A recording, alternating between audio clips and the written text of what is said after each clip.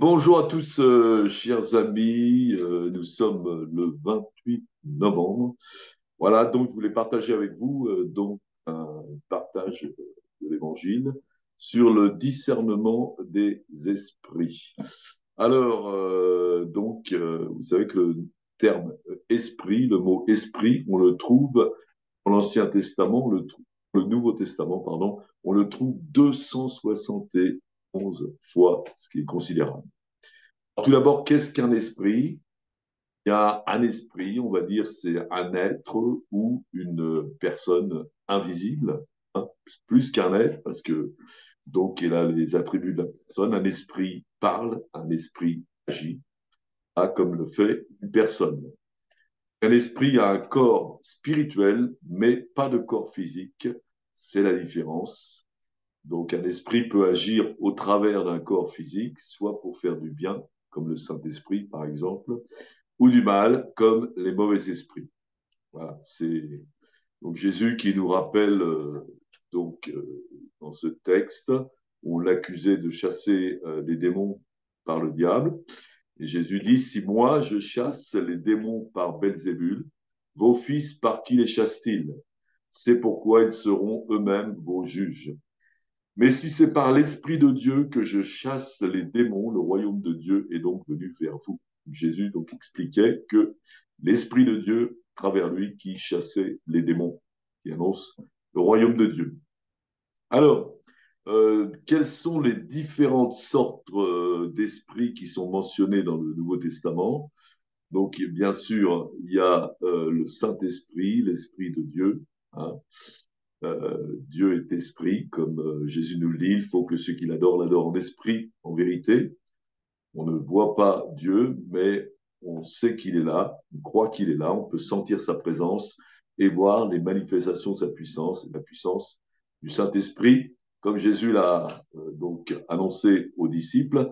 Mais vous recevrez une puissance, le Saint-Esprit survenant sur vous, et vous serez mes témoins à Jérusalem, dans toute la Judée, dans la Samarie et jusqu'aux extrémités de la terre. Donc le Saint-Esprit, c'est à la fois une puissance, donc il agit puissamment, mais il parle aussi, donc c'est une personne, et c'est l'Esprit de Dieu. Alors, vous avez donc le Saint-Esprit, vous avez les esprits méchants, hein, donc les esprits méchants, on voit ça tout au long du Nouveau Testament, et Jésus, dans les évangiles, a maintes et maintes fois chassé les mauvais esprits. Donc les esprits méchants se manifestent dans certaines occasions et peuvent parler, habiter donc dans un corps d'homme et parler à travers les hommes dans certaines occasions, hein. Comme on a ce texte dans l'évangile de Marc, chapitre 1, verset 23, il se trouva dans leur synagogue un homme qui avait un esprit impur et qui s'écria, qu'y a-t-il entre nous et toi, Jésus de Nazareth? Tu es venu pour nous perdre. Je sais qui tu es, le Saint de Dieu. Jésus le menaça, disant, toi, tais-toi et sors de cet homme. Et l'esprit impur sortit de cet homme en l'agitant avec violence, en poussant de grands cris. Voilà. Donc on voit que cet homme était habité par un esprit et l'esprit parlait à travers la voix de cet homme. Mais cet esprit, évidemment, était différent de l'homme. D'ailleurs, Jésus s'adresse non pas à l'homme, mais à l'esprit. Il dit, tais-toi à l'esprit et sors de cet homme. Et l'esprit est sorti. Donc, on ne voit pas cet esprit, mais on l'entend, il peut parler à travers la voix d'un homme, et on voit aussi ses actions, hein. Donc, l'esprit méchant, c'est une personne invisible qui parle. C'est une personne qui sait qui est Jésus, hein. Donc, tout de suite, il appartient au monde invisible, mais dans le monde invisible, donc, il y a une clairvoyance. Des fois, les esprits euh, peuvent savoir encore mieux que les chrétiens, des fois, certains chrétiens, qui est Jésus, qui est Paul, etc. Donc cet esprit est méchant, il est violent et désire rester aussi dans un corps physique de l'homme, pour continuer à lui faire du mal et à faire du mal aussi aux autres à travers lui. Alors, il y a aussi une troisième sorte d'esprit, c'est l'esprit de l'homme. C'est Paul qui nous en parle dans l'Épître aux Corinthiens, chapitre 2, 11. Lequel des hommes, en effet, connaît les choses de l'homme, si ce n'est l'esprit de l'homme qui est en lui? L'esprit, vraiment, c'est un être intérieur, c'est notre être complètement intérieur. Hein, il y a dans chaque homme une personne invisible, notre esprit, qui parle, qui peut parler, enfin, en utilisant évidemment notre bouche, et qui agit. Voilà. Donc, si vous avez déjà eu enfin, des témoignages d'expériences de mort imminente, hein, donc où les gens sont considérés comme morts par les médecins. Et donc, ces gens-là font des expériences, l'esprit sort de leur corps, et donc ils réalisent, ces gens-là, donc, que leur esprit est leur véritable être. Cet esprit, malgré qu'il n'a pas Dieu, il voit, il entend, voilà. Et puis, ils vivent toutes sortes d'expériences. Donc, cet esprit, c'est l'être intérieur, un être intérieur dans chacun d'entre nous. Et quand nous mourons, eh bien, notre corps retourne à la poussière, comme le dit la parole de Dieu dans Ecclésiaste, mais l'esprit retourne à Dieu qui l'a donné. C'est notre esprit qui retourne vers Dieu. Donc, alors, l'être humain que nous sommes est, en fin de compte, composé de trois parties. Hein. C'est l'apôtre Paul qui nous le dit dans, par exemple, la première épître aux Thessaloniciens, chapitre 5, verset 23, que le Dieu de paix vous sanctifie lui-même tout entier et que tout votre être, l'esprit, l'âme et le corps, soient conservés irrépréhensibles lors de l'avènement de notre Seigneur Jésus-Christ. Donc, d'après ce texte, eh bien, nous sommes en trois parties. Le corps physique, hein, le corps physique, c'est ce qu'on voit, on peut voir le corps avec nos yeux physiques, dans le monde physique. L'âme, eh bien, l'âme, c'est quelque chose qu'on ne voit pas, mais qu'on peut appréhender, parce que l'âme, c'est quoi? C'est l'homme intérieur, c'est sa personnalité, son intelligence, ses sentiments, ses goûts et ses caractères, et on peut donc voir, reconnaître l'âme de quelqu'un, c'est-à-dire son caractère, sa personnalité. Voilà. Et il y a aussi, donc, la troisième partie, l'esprit. On ne le voit pas plus, c'est l'homme tout à fait intérieur, d'après Watchman Nee. Et donc, cet esprit, on ne le voit pas. Alors, dans ces trois parties, le corps, l'âme et l'esprit, quelle est la partie la plus difficile à appréhender? Bien sûr, c'est l'esprit. Hein. Le corps d'un homme, on le voit. Son âme, on peut la connaître à travers son caractère, à travers sa personnalité. Mais l'esprit, c'est plus difficile. Alors, donc, nous avons tous un esprit. Tous les hommes ont donc un corps physique, une âme et un esprit.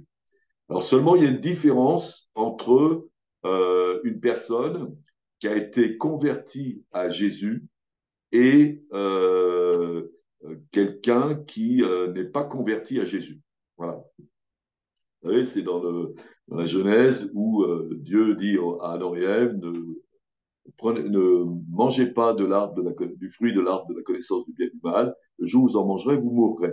Donc, c'est ce que Adam et Ève ont fait. Donc, en réalité, ils sont morts. Qu'est-ce qui est mort en eux? C'est l'esprit. Alors, l'esprit mort en eux, est-ce que ça veut dire qu'il n'existe pas? Non. Ça veut dire simplement qu'il est dans la mort. Hein. On peut être soit dans la vie, soit dans la mort.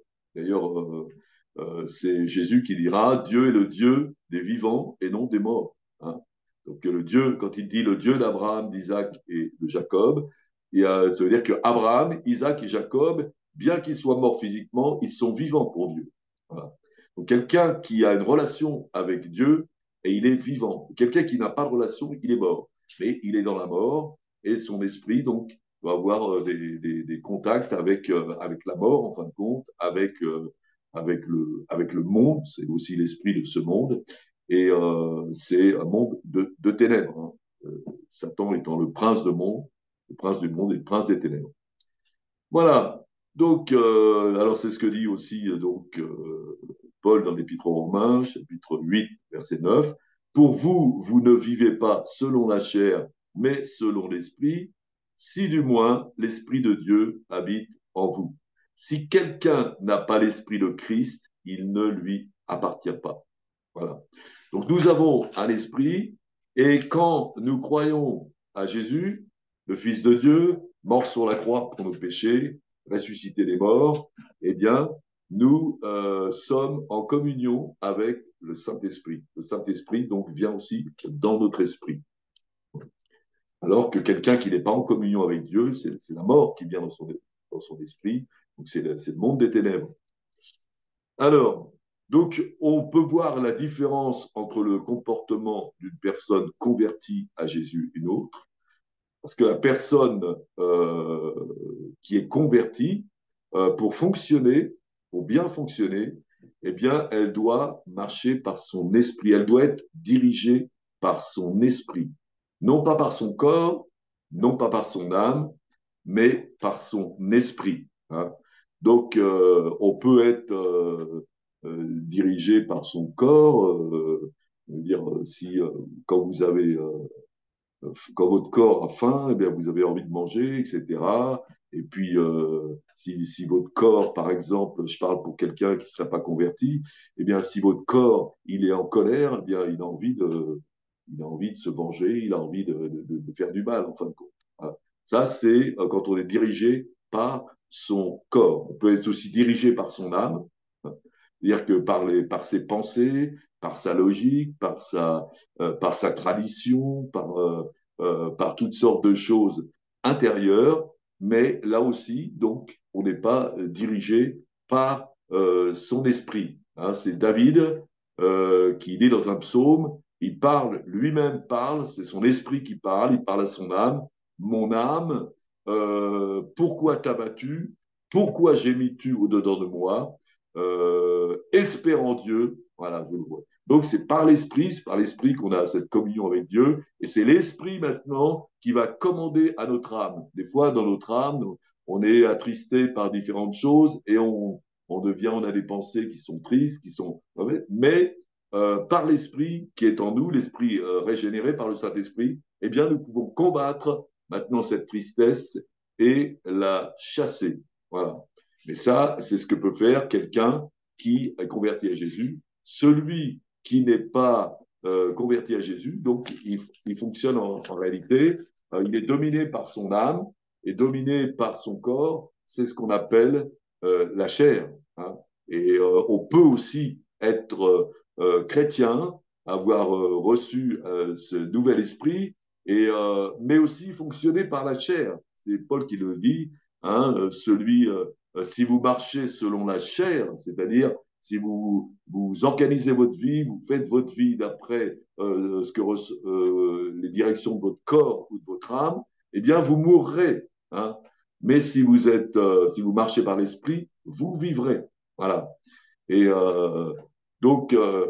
ceux qui ne sont pas dirigés, ceux qui ne sont pas convertis, qui n'ont pas le Saint-Esprit, évidemment, sont dirigés forcément par la chair. Et d'ailleurs, donc, ils sont déjà dans la mort. Mais nous, chrétiens, nous devons fonctionner par l'Esprit. Alors, on va dire, il faut discerner, bien sûr, les pensées de l'âme et les pensées de l'esprit pour pouvoir bien fonctionner en tant que chrétien. On va lire un passage, c'est dans l'Évangile de Matthieu, chapitre 16, et versets 21 à 23. Dès lors, Jésus commença à faire connaître à ses disciples qu'il fallait qu'il allât à Jérusalem, qu'il souffrit beaucoup de la part des anciens, des principaux sacrificateurs et des scribes, qu'il fut mis à mort et qu'il ressuscita le troisième jour. Pierre, l'ayant pris à part, se mit à le reprendre et dit, à Dieu ne plaise, Seigneur, cela ne t'arrivera pas. Mais Jésus, se retournant, dit à Pierre, arrière de moi, Satan, tu mets en scandale, car tes pensées ne sont pas les pensées de Dieu, mais celles des hommes. Alors, donc on peut déjà s'intéresser, pourquoi est-ce que Pierre reprend Jésus. Hein. Donc, pour se faire traiter de Satan, c'est un peu dur. Mais Pierre, en fin de compte, il aimait Jésus d'une certaine façon, hein, humainement, on va dire. Et Pierre raisonnait encore humainement, bien qu'il ait eu la révélation de Jésus, bien qu'il ait eu un nouvel esprit, un esprit qui pouvait comprendre les choses de Dieu. Mais là, il raisonne humainement, avec sa chair, et finalement, ça partait, on dira, d'un bon sentiment. Hein, quand on dit ça part d'un bon sentiment, ça part de notre âme, en réalité. Et il voulait simplement empêcher qu'il arrive du mal à Jésus, à son ami Jésus. Et donc, c'est un raisonnement, une pensée d'homme que la plupart des gens auraient approuvé. Mais pas Jésus. Hein. En réalité, cette pensée venait de qui? Eh bien, cette pensée venait du diable. Hein. C'est Jésus qui le dit, donc il parle à Pierre, mais en parlant à Pierre, il parle aussi à l'esprit qui l'a inspiré, c'est-à-dire le diable, arrière de moi, Satan. Et en fin de compte, en donnant cette pensée humaine à Pierre, quelle était l'intention du diable? Hein, le diable, il est là pour faire du mal, pour égorger, pour détruire. Donc il lance des traits enflammés et il voulait faire du mal à Jésus. Et qu'est-ce qu'il voulait dans cette histoire? Eh bien, il voulait simplement empêcher Jésus d'aller mourir sur la croix pour sauver le monde. Hein. Donc Jésus il est venu pour faire pas mal de choses, mais il est venu surtout pour sauver le monde. Il est venu surtout pour monter sur la croix, pour mourir sur la croix et pour ressusciter, parce qu'on sait que c'est ce châtiment, cette mort de Jésus sur la croix qui nous sauve, qui nous libère, et sa résurrection qui nous donne une nouvelle vie. Alors, donc Jésus, dans cette histoire, n'était pas conduit par, par la chair, mais il a discerné euh, par quel esprit Pierre parlait. Hein. Il n'est pas tombé dans le piège. Hein. Il aurait pu dire, oh ben c'est gentil Pierre, tu penses à moi, c'est sympa et tout. Mais non, carrément, il a démasqué l'esprit qui était derrière, arrière Satan. Donc il a discerné les esprits mauvais. Il faut les discerner. Hein. Quelquefois, on a des rapports avec des gens, même entre chrétiens, et puis ils nous disent certaines choses. Et puis, si on ne discerne pas quel peut être l'esprit qui peut y avoir derrière cette parole, on peut tomber dans un piège. Hein. Donc, Pierre, par contre, lui, il a été conduit par sa chair, par son âme et ses sentiments d'homme. Hein. Apparemment, sa pensée n'était pas mauvaise, mais elle plaisait aux hommes, mais pas du tout à Dieu. Donc, on peut avoir des bonnes pensées, hein, comme quelqu'un le disait, l'enfer est pavé de bonnes intentions. Hein, les bonnes intentions ne sont pas forcément les intentions de Dieu. Voilà. Alors donc, on va, on peut donc être chrétien et devoir marcher par l'esprit sans le faire et marcher évidemment par le chair. Et c'est dangereux évidemment de quelqu'un qui marche, un chrétien qui marche toujours dans la chair, vers la chair, il va à sa perdition. Hein. Et alors c'est pas moi qui le dis, c'est écrit en toutes lettres dans les épîtres de Paul. Par exemple, si on lit l'épître aux Philippiens, chapitre 3, verset 17, c'est Paul qui nous dit, soyez tous mes imitateurs, frères, et portez les regards sur ceux qui marchent selon le modèle que vous avez en nous. Car il en est plusieurs qui marchent en ennemis de la croix de Christ. Je vous en ai souvent parlé. Et j'en parle maintenant encore en pleurant. Leur fin sera la perdition. Ils ont pour Dieu leur ventre et mettent leur gloire dans ce qui fait leur honte. Ils ne pensent qu'aux choses de la terre. Donc, un chrétien qui vivrait en ne pensant qu'aux choses de la terre, il va droit à sa perte. Hein. Et Jésus nous demande au contraire de chercher le royaume de Dieu. Et tout le reste, on l'aura en plus. Donc en tant que chrétien, nous devons être consacrés et marcher par l'esprit en toute occasion, chercher le royaume de Dieu. être complètement consacré à Dieu. Voilà. Et c'est quand nous marchons par l'Esprit, remplis du Saint-Esprit, que nous pouvons discerner ce qui est caché dans la pensée des hommes. Hein. On va lire un autre texte. C'est dans l'Évangile de Jean, chapitre 3, un texte qui est bien connu, donc versets 1 à 3. Mais il y eut un homme d'entre les pharisiens nommé Nicodème, un chef des Juifs, qui vint, lui, auprès de Jésus de nuit et lui dit, Rabbi, nous savons que tu es un docteur venu de Dieu, car personne ne peut faire ces miracles que tu fais si Dieu n'est avec lui. Jésus lui répondit, en vérité, je te le dis, si un homme ne naît de nouveau, il ne peut voir le royaume de Dieu. Alors, donc on a un homme, c'est un pharisien, c'est quelqu'un qui a entendu parler de Jésus et qui... Donc, alors, euh, Nicodème dit à Jésus, Rabbi, nous savons que tu es un docteur venu de Dieu, car personne ne peut faire ces miracles que tu fais si Dieu n'est avec lui. Voilà. Donc, Nicodème parlait à travers son raisonnement et son intelligence. C'est-à-dire que les pharisiens, donc, ce sont des gens qui croyaient aux miracles, et puis, bon, les miracles de Jésus étaient notoires, tout le monde en entendait parler. Hein. Donc, lui, Nicodème, bon, s'il y a des miracles, bon, normalement, quelqu'un qui fait des miracles, ça vient de Dieu. Bon, ce n'est pas toujours le cas, puisque certains pharisiens disaient à Jésus qu'il faisait des miracles par le prince des ténèbres. Voilà.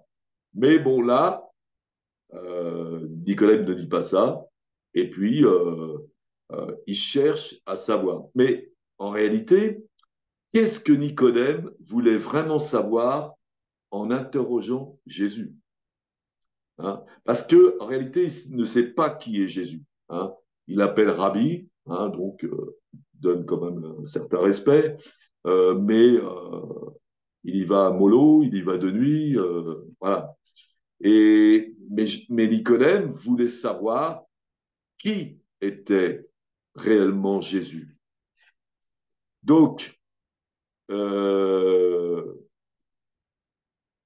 on voit que que Nicodème ne savait pas réellement que c'est Jésus, qui était Jésus.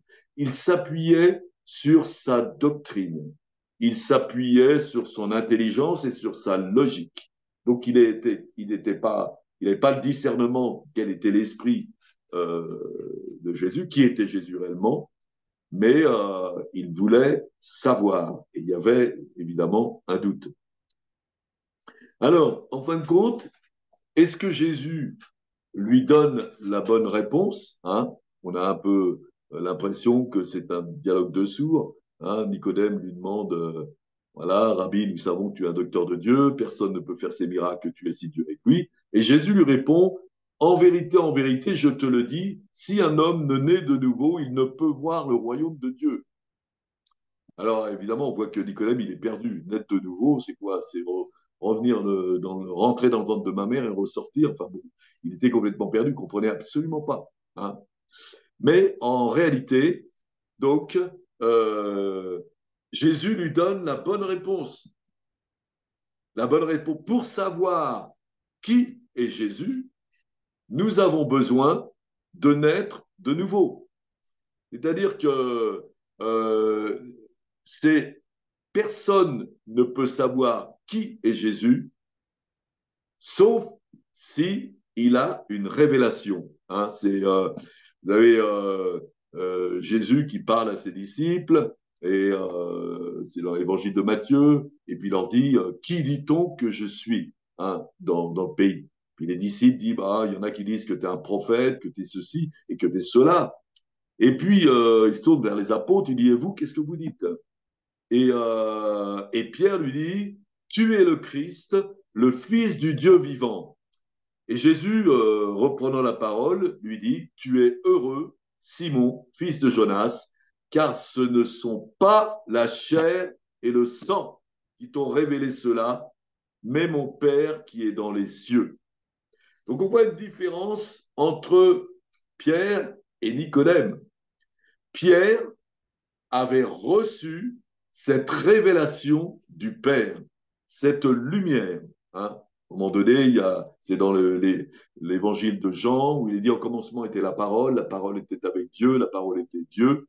Voilà. En elle était la vie, dans la vie était la lumière du monde, et un peu plus loin, à tous ceux qui l'ont reçue, cette lumière, elle a donné le pouvoir de devenir enfant de Dieu. Cette lumière, on nous parle de cette lumière sur Jésus. La parole, c'est Jésus. La parole était en commencement. Donc, on a la lumière sur Jésus avec ce qu'on appelle une rencontre avec Jésus, une révélation. Et tous les gens qui sont convertis à Jésus sont nés de nouveau par une révélation que Dieu le Père leur donne sur l'identité réelle de Jésus. Quand vous avez cette révélation, hein, eh bien, vous ne doutez plus jamais. Moi, ça fait 40 ans que j'ai eu cette révélation. Je l'ai demandé, je l'ai cherché et je l'ai eu. Et j'ai plus jamais douté. J'étais capable avant de dire, par ma tradition catholique, que Jésus était le Fils de Dieu, qu'il était mort sur la croix, qu'il était ressuscité, mais il n'y avait aucune assurance. Hein. Et je veux dire, je pouvais sans arrêt avoir des doutes. Mais cette révélation de Dieu m'a donné la certitude, l'assurance.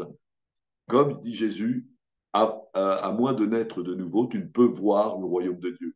Qu'est-ce qui nous fait voir le royaume de Dieu? Eh bien, c'est Dieu qui nous fait voir son royaume en nous montrant Jésus. Jésus est la porte du royaume de Dieu. Hein, on sait aussi que c'est le chemin. Donc Jésus donne une bonne réponse à Nicodème. Il lui montre ce qu'il faut faire en réalité. Il faut recevoir cette révélation. Il faut chercher, c'est pas du tout cuit. Hein. Jésus nous dit cherchez et vous trouverez. La parole de Dieu nous dit tu me trouveras si tu me cherches de tout ton cœur. C'est pas pour les paresseux, c'est pour les gens qui veulent absolument trouver Jésus, qui ont l'amour de la vérité, qui veulent savoir.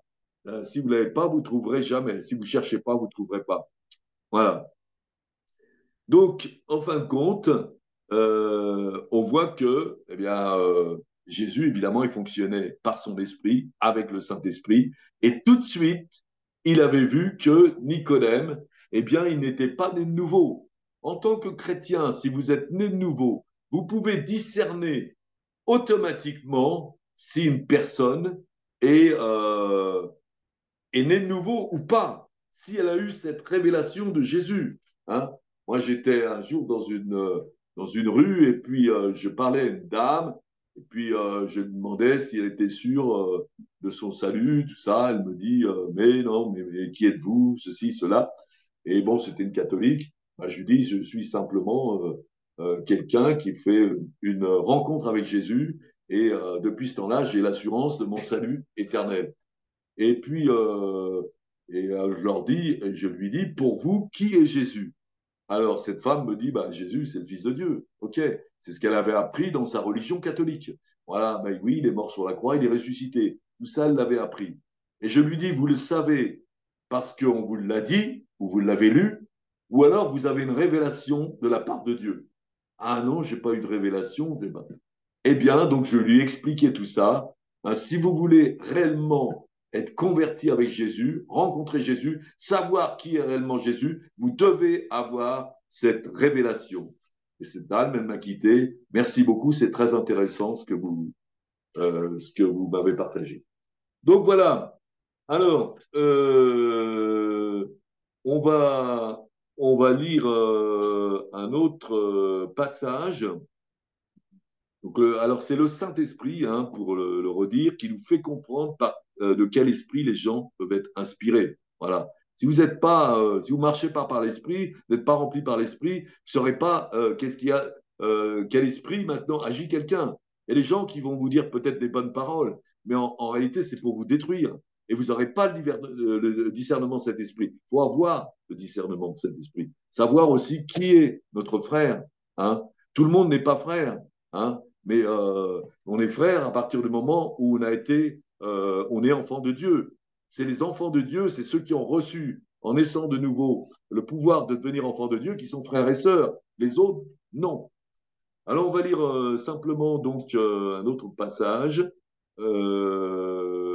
Marc chapitre 2, verset 6.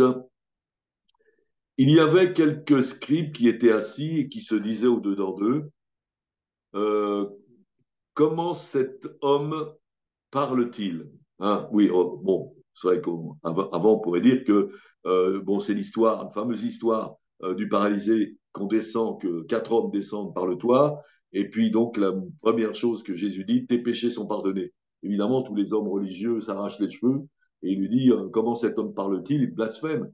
Qui peut pardonner les péchés si ce n'est Dieu seul? Et il nous dit, Jésus, ayant aussitôt connu par son esprit ce qu'il pensait au-dedans d'eux. Voilà. Ces hommes avaient pensé, mais ils n'avaient pas parlé. Mais Jésus, par son esprit, pouvait comprendre, pouvait connaître la pensée de ces hommes. Hein. Jésus leur dit, pourquoi avez-vous de telles pensées dans vos cœurs? Et il leur annonce lequel est le plus facile de dire aux paralytiques, tes péchés sont pardonnés. Évidemment, ça ne se voit pas. Hein. On ne sait pas si c'est vrai ou pas. Ou de dire, lève-toi, prends ton lit et marche. Et donc, afin que vous sachiez que le Fils de l'homme a sur la terre le pouvoir de pardonner les péchés, je te l'ordonne, dit-il au paralytique, lève-toi, prends ton lit et va dans ta maison. Et le paralytique est guéri. Donc là, il y a une preuve visible où les pharisiens voient que effectivement, ce serait plus facile de dire tes péchés sont pardonnés que de dire lève-toi et marche, parce que si on dit lève-toi et marche, il n'y a pas de résultat. Eh bien, évidemment, ça ne marche pas. On ne peut pas le croire, cette personne. Mais si ça marche, donc on doit le croire. Alors, donc Jésus lisait les pensées intérieures de ces hommes religieux. De la même façon, nous aussi, nous pouvons lire les paroles intérieures d'une personne. Quand vous allez, si vous allez dans la rue pour évangéliser, parler à des personnes, leur parler du Seigneur, puis vous écoutez les personnes. C'est très important d'écouter une personne à qui vous parlez d'ailleurs, parce que si vous ne faites que parler à quelqu'un, vous ne saurez pas de quel esprit elle est, euh, elle est animée et vous ne saurez pas quoi lui dire, parce que mais c'est en écoutant les paroles de quelqu'un, hein, il est dit que ce qui sort de la bouche, c'est ce qui déborde du cœur, déborde de l'esprit. Donc en écoutant euh, une personne parler, qu'on peut discerner vraiment l'esprit qui est en elle. Bon, on peut, là aussi, comme on l'a vu, par une attitude. Des fois, vous êtes en train d'annoncer l'évangile à quelqu'un et vous voyez que la personne, elle est pas, elle dit rien, mais elle n'est pas du tout OK avec vous. Donc, ça veut dire qu'en fin de compte, elle est pas en train de croire ce que vous dites. Mais vous le savez intérieurement. Hein. Donc, voilà. Et donc, c'est Jésus, par son esprit, avec le Saint-Esprit, qu'il a pu entendre la voix de cette personne. Voilà, donc alors, juste, bon, tout à l'heure, je parlais de révélation, hein, c'est important. Je veux dire, il y a beaucoup de gens qui sont chrétiens dans différentes églises, catholiques, protestantes, même évangéliques, et puis certains se sont fait baptiser. Mais ça veut rien dire, parce qu'il y a beaucoup de gens qui n'ont jamais eu une révélation de Jésus et ne sont jamais nés de nouveau. Et ça, faut le discerner. Hein. Moi, j'étais un jour invité dans une église. Et puis, je devais booster les membres de cette église pour l'évangélisation. Et puis, donc, le pasteur vient me voir, me dit, ouais, est-ce que tu pourrais pas parler au groupe de jeunes? Bon, il n'y a pas de problème. Donc, je parle au groupe de jeunes. Je me dis, bon, les jeunes, ouais, c'est facile de les motiver, c'est facile de les envoyer dans la rue, tout ça. Mais quand je suis arrivé devant ces jeunes, il y en avait, je vais voir, une trentaine. Et puis, j'ai changé de message. Parce que je me suis rendu compte, et je pense que c'est l'Esprit de Dieu qui me l'a dit, ces gens-là avaient une culture chrétienne, mais ils n'avaient pas de révélation. Et je leur ai parlé sur le fait d'avoir cette révélation, d'avoir cette rencontre avec Jésus. Et ensuite, j'ai fait un appel. Et tout le monde est venu à l'appel pour que je prie pour qu'ils reçoivent cette révélation. Même les, ceux qui dirigeaient le groupe de jeunes. Voilà. Donc, comme quoi, ils étaient dans l'église, ils ont suivi les rites de l'église, peut-être le baptême, mais ça se fait dans toutes les églises, mais en réalité, il n'y avait pas de rencontre avec Jésus. Bon, on va lire un dernier texte. Alors, c'est dans Actes 16, verset 16. C'est Paul qui parle. Comme nous allions au lieu de prière, une servante qui avait un esprit de python et qui, en dominant, procurait un grand profit à ses maîtres, vint au-devant de nous et se mit à nous suivre, Paul et nous, donc les disciples qui étaient avec Paul. Elle criait, ces hommes sont les serviteurs du Dieu très haut. Ils vous annoncent la voie du salut. Elle fit cela pendant plusieurs jours. Paul, fatigué, se retourna et dit à l'esprit, je te l'ordonne, au nom de Jésus, de sortir d'elle. Et il sortit à l'heure même. Alors, est-ce que cette femme dit la vérité? Dit la vérité. Parce que Paul et ses disciples sont effectivement des serviteurs de Dieu très haut et ils annoncent la voie du salut. Hein. Mais qui est-ce qui parle à travers elle? En réalité, c'est un démon. Hein. C'est pas la femme qui croit ça, c'est le démon. Comme on l'a vu tout à l'heure, les démons voient le monde invisible. Ils savaient qui étaient ces gens-là parce qu'ils voyaient l'esprit de ces gens-là, ils voyaient l'esprit de Dieu en eux. Donc ils étaient conscients qu'il y avait l'esprit de Dieu. Hein. Et par son esprit, Paul a su que vraiment cette parole, bien qu'elle soit vraie, était mal inspirée. Il aurait pu dire ah ben formidable, ah ben viens sœur, tu es comme une sœur avec nous puisque tu crois la même chose, tout ça. Pas du tout. Hein. Donc il a bien vu que c'était pas la femme qui parlait, mais c'était le démon. Hein. Et donc ensuite, il a pu chasser l'esprit qui était dans cette femme, et puis ça lui a valu pas mal de choses. Voilà, donc c'est important si nous voulons marcher correctement, avoir des victoires, nous devons discerner les esprits qui sont dans les gens. Hein. Et un jour, on était en évangélisation, je me rappelle de ce fait, et puis il y a une femme qui vient vers moi, et puis bon, j'ai commencé à lui parler, et puis elle me répond, moi je suis mariée avec Satan. Et là, tout de suite, j'ai réalisé que c'est un esprit qui parlait. Je l'ai regardé bien droit dans les yeux et je dis, toi, esprit de ténèbres maintenant, esprit mauvais maintenant qui est dans cette femme, tu sors au nom de Jésus. Et elle a été un peu bouleversée. Ensuite, elle avait complètement changé, autant elle était agressive avant et puis remplie de violence. Elle m'a pris dans les bras et elle m'a fait un bisou sur la droite, un bisou sur la gauche. Voilà. Donc, c'est très important pour un chrétien de marcher par l'esprit et d'être dirigé, rempli du Saint-Esprit, dirigé par le Saint-Esprit. Mais nous devons naître de nouveau, avoir reçu cette révélation du Père de qui est Jésus, révélation qui nous vient par l'Esprit de Dieu. Soyez bénis au nom de Jésus. Amen.